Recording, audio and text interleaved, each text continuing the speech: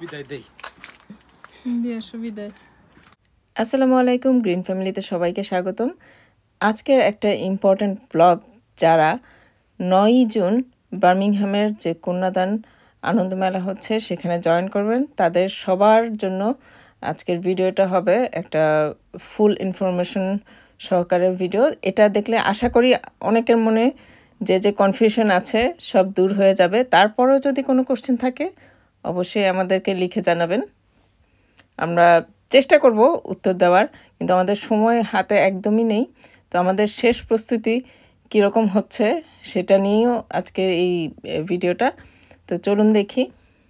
তো এর আগে প্রায় 1 মাস আগ থেকে আমরা তো ডেট জানিয়ে দিচ্ছি, 9 তারিখে হচ্ছে কন্যাদান আনন্দমেলা। তো সেখানে প্রায় 1000 চারা আমরা রেডি করেছি সবাইকে গিফট হিসেবে দেওয়ার জন্য, যেটা আমাদের বিলেত বিলাস গ্রিন ফ্যামিলির প্রতি বছরের নিয়মিত আয়োজন হয়। তো এবার 5মবারের মতো আয়োজন করতে যাচ্ছি এই ইভেন্টটি। তো ইনশাল্লাহ আশা করছি অনেকের সাথেই দেখা হবে বার্মিংহাম বা তার আশেপাশে থেকে যারা আসছেন। তো প্রথমেই উইক্সে চলে আসলাম কম্পোস্ট নিতে, কারণ এটাই তো মেইন উপাদান।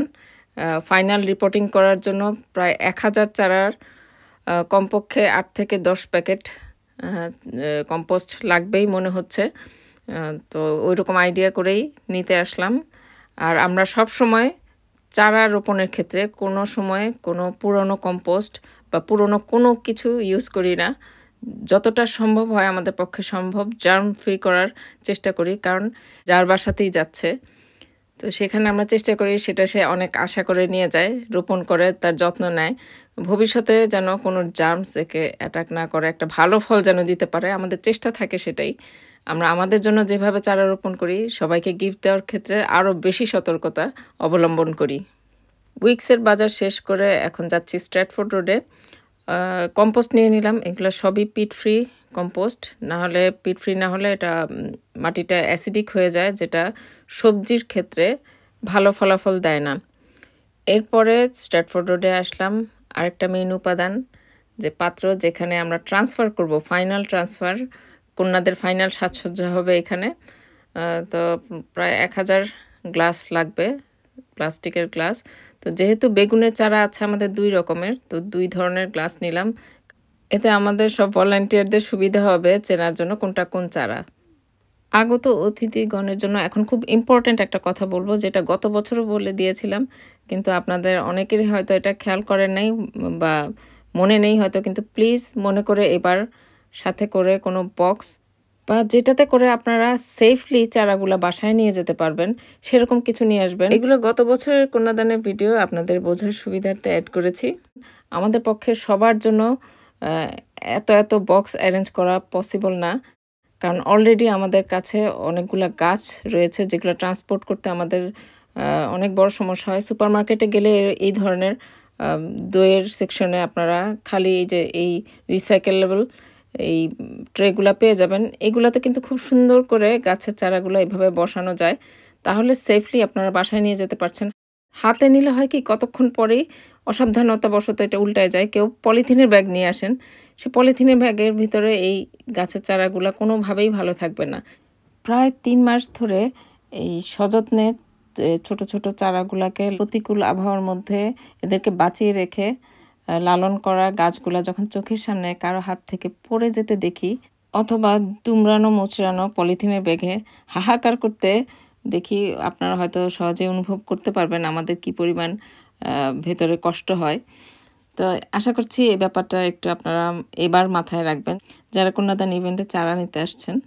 আমাদের সব ভলান্টিয়ারদের পক্ষ থেকে এটা একটা হাম্বল রিকোয়েস্ট থাকবে আপনাদের সবার কাছে।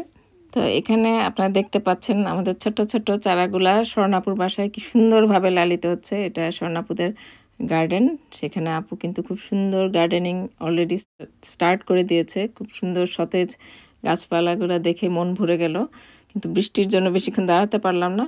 তো এখানে আমাদের রিপোর্টিংয়ের কাজ শুরু হয়ে গিয়েছে। এখানে রাজভাই হেল্প করছেন আমাদেরকে। যেহেতু আজকে বেশ অনেকগুলা চারা রিপোর্টিং করা হবে ফাইনাল, তো বেশ অনেক জায়গা লাগবে। চিন্তা করেছিলাম বাইরে করব, কিন্তু বৃষ্টির কারণে হচ্ছে না বলে আবার সেই ভেতরে এসেই আপুর ঘরের ভেতরেই সব করা লাগছে। তো তো অলরেডি আমাদের কাজ শুরু করে দিয়েছি আমরা। স্বর্ণাপুর কাছে কিন্তু এই ছোট ছোট চারাগুলা বেশ কয়েক সপ্তাহ আগে থেকেই ছিল, এখানেই যত্নে লালিত হয়ে বড় হয়েছে এরা। আপু বলেছিলেন আপু নিজেই করবেন কি না এই রিপোর্টিংয়ের কাজ, তো আমি বললাম যে এতগুলো চারা আপনি একা একা করবেন, ঠিক আছে আমি আসছি। যেহেতু আপুর বাসা আমার বাসা থেকে খুব একটা দূরে না, চলে আসলাম। তো একে একে করে দুইটা কালার যেহেতু বেগুন আছে, সবুজ এবং বেগুনি, একটা একটা করে ট্রে শেষ হচ্ছে, আর আপু এগুলাকে সবগুলোকে হাইড্রেটেড করে দিচ্ছে। কিন্তু বাইরে নেওয়ার এখন উপায় দেখছি না, তুমুল বৃষ্টি। তো আপাতত আপু এগুলো ঘরের বিভিন্ন জায়গাতেই রেখেছেন, কিছু করার নেই। এই হচ্ছে আমাদের ইউকে লাইফ। বিশেষ করে বার্মিংহামের ওয়েদারের অবস্থা আরও খারাপ, মানে মিডল্যান্ড এরিয়াতে। অনেকেই লন্ডনে অনেক আগে থেকেই সিজন শুরু হয়ে যায়, একটু আগাম তারা স্টার্ট করতে পারে, কিন্তু আমাদের ক্ষেত্রে জুন মাসের আগে এই দেশি বা ট্রপিক্যাল গাছগুলো বাইরে দিব সেটা কল্পনাও করা যাবে না।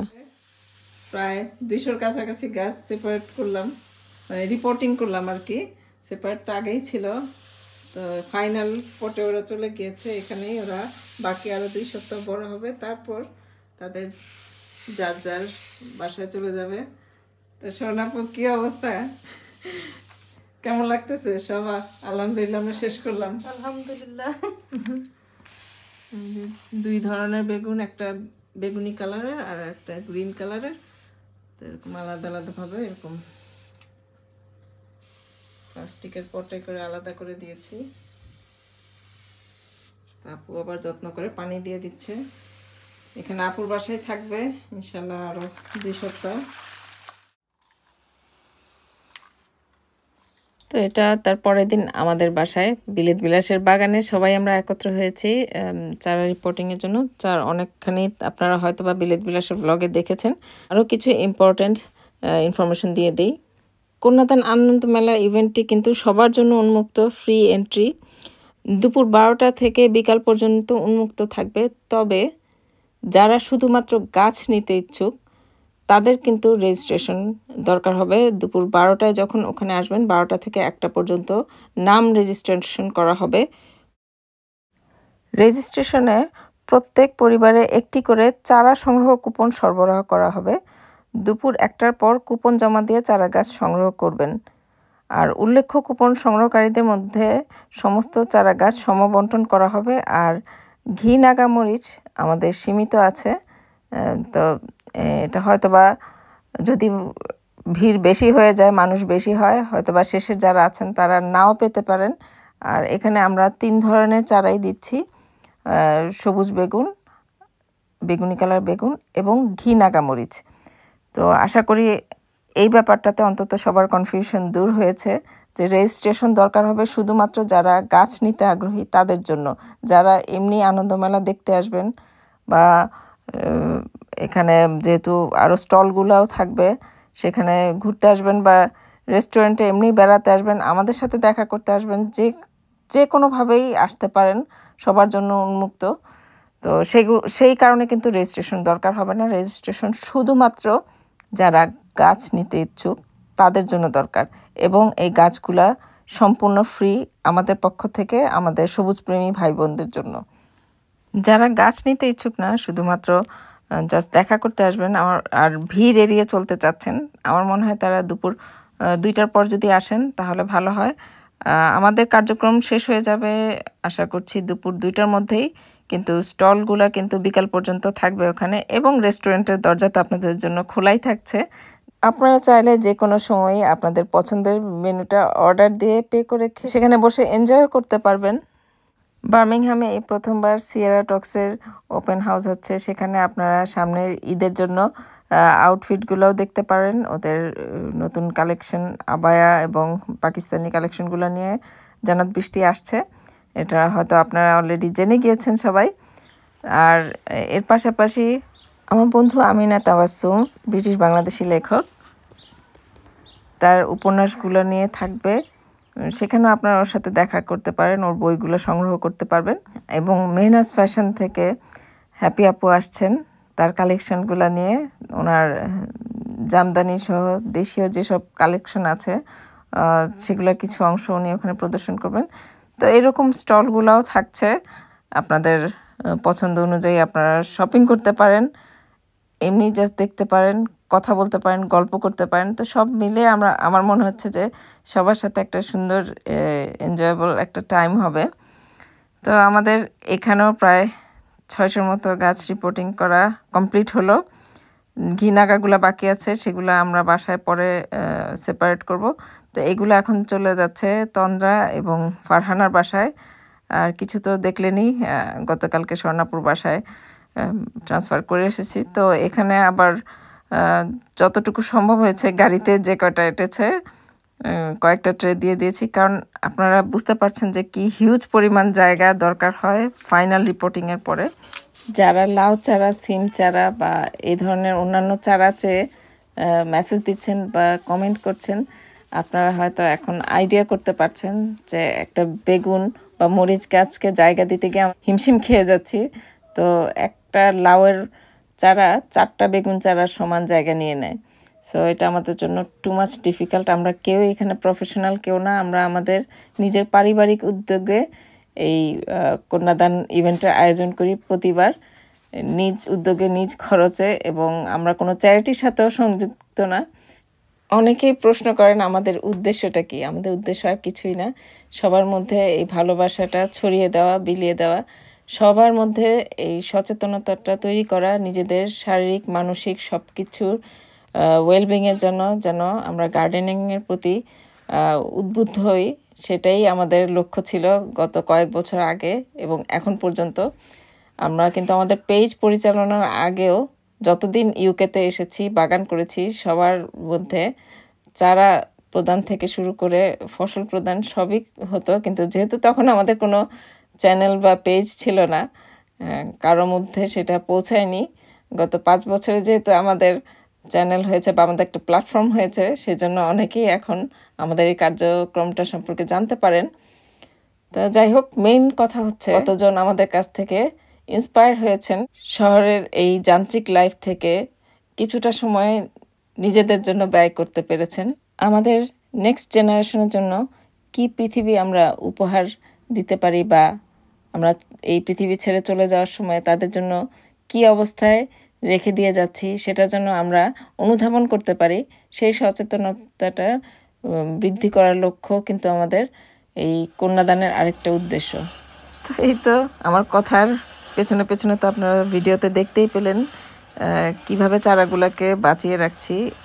পরবর্তী মানে এই যে ট্রান্সফারের পরবর্তী যে 2 সপ্তাহ, এই সময়টা খুব ভালো মতো খেয়াল রাখতে হয়, কারণ দিনের বেলা কোনো দিন প্রচণ্ড রোদ উঠে, সেই রোদ থেকে এই যে ছায়ার ব্যবস্থা করেছি। আবার যেদিন ছায়া থাকে মানে বৃষ্টি থাকে, সেদিন তো ঘরের ভেতরেই থাকে, কিন্তু কৃত্রিম লাইটের ব্যবস্থা করতে হয়, তাছাড়া গাছের গ্রোথ হবে না। লাইট এবং হিটিংয়ের পর্যাপ্ত ব্যবস্থা রাখতে হবে। আর গ্রিন হাউসে যেগুলো আছে, যেদিন রোদ উঠে ওদেরকে রোদ থেকে বাঁচাতে শেড দিতে হয়, আর যেদিন রোদ থাকে না সব শেড সরিয়ে দিয়ে এদেরকে পর্যাপ্ত আলোর ব্যবস্থা করে দিতে হয়। তো এই মিলেই আর কি চলছে, কারণ এই ট্রান্সফারের পরবর্তী 1 থেকে 2 সপ্তাহ গাছগুলো একটু স্ট্রেসে থাকে। তো আশা করছি এই 2 সপ্তাহের মধ্যে ভালো মতো গাছগুলো লেগে উঠবে এবং 9 তারিখ কন্যাদান আনন্দমেলায় যাওয়ার জন্য একদম পুরোপুরি রেডি হয়ে যাবে, তাদের নতুন অভিভাবকের বাসায় যে তাদের আঙিনা ফুল ফলে ভরে দেওয়ার জন্য। আর আগেও বলেছি, আবারও বলছি, আপনাদের কারো বাসায় যদি এক্সট্রা চারা থাকে, আপনারা কিন্তু ওই দিন ইভেন্টের দিন নিয়ে আসতে পারেন। যাদের দরকার হবে সেই চারাটা তারা কিন্তু ওখান থেকে নিয়ে নিতে পারে। এভাবে চারা আদান প্রদানের মাধ্যমে আপনাদের নিজেদের মধ্যেও কিন্তু একটা সুন্দর বন্ডিং তৈরি হয়ে যাবে।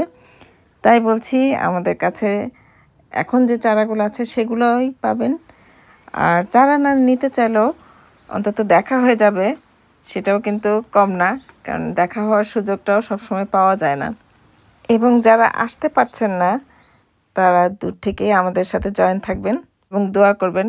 সব মিলে খুব মানসিক প্রচণ্ড চাপের মধ্যে দিয়ে যাচ্ছি। কারো মেসেজ যদি খেয়াল না করি বা উত্তর না দিতে পারি, নিজ গুণে আপনারা ক্ষমা করে দিবেন আশা করছি। আরও যদি কিছু জানার থাকে, আগের ভিডিও এবং স্ক্রল করে পিছনের দিকে পোস্টগুলোতে একটু চোখ বুলিয়ে নেবেন যদি কোনো কিছু মিসিং হয়ে থাকে। আর না হলে আমরা তো আছি, আমাদেরকে প্রশ্ন করতে পারেন। আর কিন্তু সময় বেশি নেই, ইনশাল্লাহ যারা যারা আসতে পারবেন তাদের সাথে দেখা হয়ে যাবে কন্যাদান আনন্দ মেলায় 9 জুন অমরে রেস্টুরেন্টে দুপুর 12টা থেকে বিকাল পর্যন্ত। আল্লাহ হাফিজ।